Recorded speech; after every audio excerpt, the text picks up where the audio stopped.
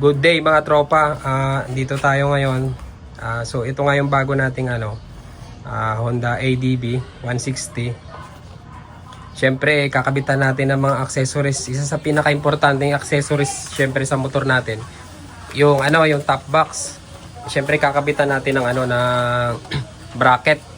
Nagtatanong ako sa mga sa mga motor shop kagaya sa SEC, napakamahal nga ng bracket. Syempre medyo nagkukuripot tayo, saka ang dami nating gastusin. Eto, meron tayong nabili sa Shopee. Eto, nakuha ko lang siya ng almost 1,400 pesos. Eto, mukha naman maganda yung niya, yung bakal niya. Ayan. Yun lang, medyo maraming mga gas-gas kasi yung sa pag-packaging. Syempre, bakal sa bakal, meron namang bubble wrap, kaso nagbabanggaan pa rin. Kaya yan, okay lang naman. Wala namang problema doon. Kaso, ito yung issue. Ito, ang daming kulang na na bolts and nuts. Ito lang yung na-receive ko. So, minessage ko nga si seller. Kaya lang, hindi na raw nila mare-resend. Hindi ko na rin masyado kinulit kasi syempre pati ako maabala rin. Ayan, isang set. Ito naman, sobra yung pinadalang yung brace doon sa ilalim. Ayan, dalawa. Kasi alam ko, isa lang to eh. Ayan. So, ang ginawa ko, tumingin ako sa Shopee ng mga bolts and nuts. Kaso, ang problema, hindi ko alam yung mga sizes. Ayan. Yung ginawa ko, pumunta ako dito sa, sa amin sa Las Piñas, merong bentahan ng bolts and nuts. Dito sa may Star Screwtech, dito sa tapat ng Goodyear sa Las Piñas. Kung naghahanap kayo ng mga kailangan nyo ng mga tornilyo, mga bolts, andun lahat. Halos kompleto. Ito na lang yung ginawa kong basihan, dinala ko doon. Tapos ito, kinumpleto ko na lahat. Ayan, kompleto doon, worth 250 pesos rin lahat. Kompleto naman sila, puro stainless na lang muna. Saka na yung gold bolts natin kapag medyo may budget na. Ayan. So, ayan, natin, subukan nating i-install. Sana swak na swak at saka yung mga nabili nating tornilyo, swak na swak. Pero naman, sinukat ko naman lahat. Tapos sinamahan ko na rin ng mga ng mga washer para at least medyo pulido yung pagkakahigpit natin. So, ayan, natin, subukan natin i-install. Ito, kasama ko ngayon si Renz. Ayan, i-install namin. Ayan. So, ito, tatanggalin na ni Renz yung yung grab bar.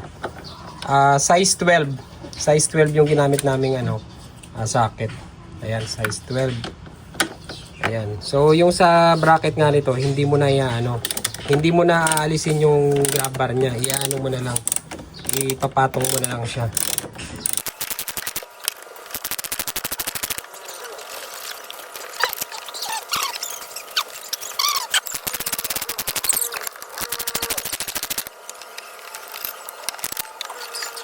So, ito mga tropa, natanggal na natin yung dalawang grab bar niya. Ikakabit naman natin itong yung bracket natin. Bari nga to, 4 na parts itong bracket. So, ito, ilalagay muna natin itong isang part ng bracket natin. Tapos, isasapaw natin itong natin, yung stock na grab bar. Yung natin, yung bolt natin, nga lang to. Kanina size 12, ngayon size 10. Chinek namin. So ayun mga tropa, yung ginawa natin, medyo mahaba kasi nung pagpasok namin dito, may konting allowance na ganon. So ang ginawa ko, pinutulan natin, ginamitan natin ng grinder. Tapos ito kasi yung stock. So ayan, medyo halos pantay. Sobra lang konti, sinobrahan ko kasi in-estimate ko yung allowance nitong bakal na to. Siyempre magkakaroon siya ng kain. So ito, nakabit na natin yung isa. Wag muna natin hihigpitan kasi para ma-adjust natin dito mamaya yung yung parang niya, yung brace niya. So ikakabit ulit natin tong isa. Wag muna natin higpitan kagad para mamaya maluwag yung yung madali kasi unahin natin sisikipan yung dito, yung nasa ilalim yung flat bar. So ito mga tropa, ikakabit naman natin dito. Nakabit na natin yung dalawang panggilid na part. Ikakabit naman natin tong yung pinaka brace niya. Ito, ganito yata to. hindi, ganito. Ayan. Ayan. Ganyan. So, eto. Alisin natin tong Allen bolt na to. Alisin natin. Dalawa to, dalawa.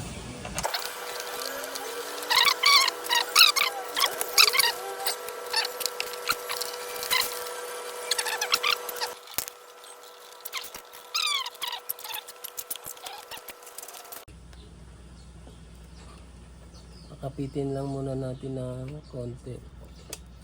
Ang mahirap nito. Kailangan ikakabit mo to. No? So yung gamit natin na nut, yung lock nut para hindi na siya umano, hindi siya lumuluwag.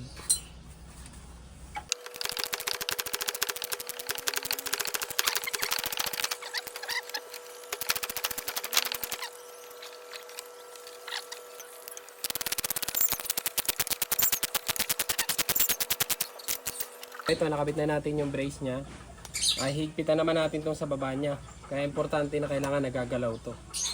Hindi pa dapat higpitan to. So, ito.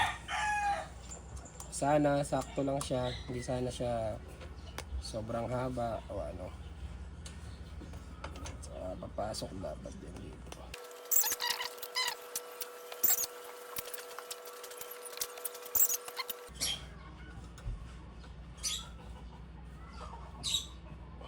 Yan, mahigpit na siya. So, ayun.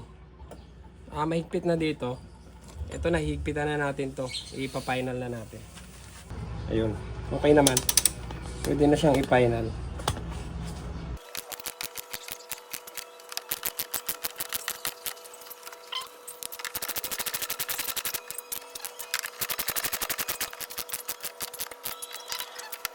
Yan.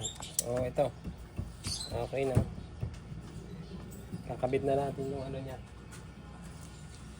Yung pinaka platform niya.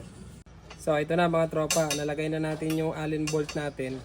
Dapat yung kapag nakabili kayo sa Shopee ng mga ganitong bracket, kapag maghanap kayo ng mga bolts, ito dapat dito sa platform na to, dapat flat din yung ilalagay nyo. Kasi pag nakaangat yan, syempre paglagay nyo ng top box nyo, baka sumayad. So ito na, higpitan na natin.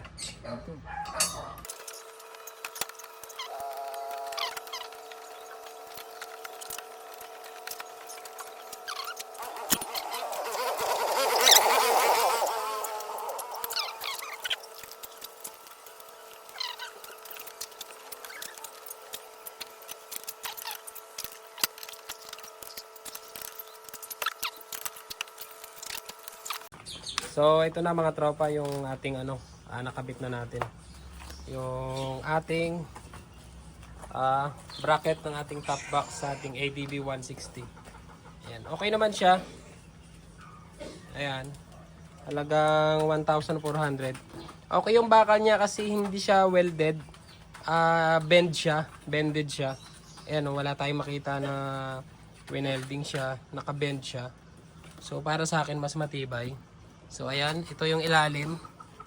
Ayan. Tapos ito na. Ayan. Ayan yung forma niya. Medyo marami na lang siyang gasgas. Saka na lang natin i-repaint kapag medyo nagkalawang na siya. Ayan. Mukha naman siyang matibay. Sana maging okay naman siya pag ginamit na. Ayan yung ilalim. Pinutulan lang natin doon sa sa ilalim na yon kasi pag hindi natin pinutulan, kapag may load na, may top box na, tingin ko sa sayad-sayad siya. Yung dito sa unahan, okay lang na medyo mahaba.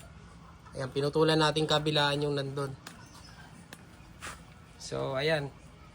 Ang nagastos natin lahat dito is 1,650.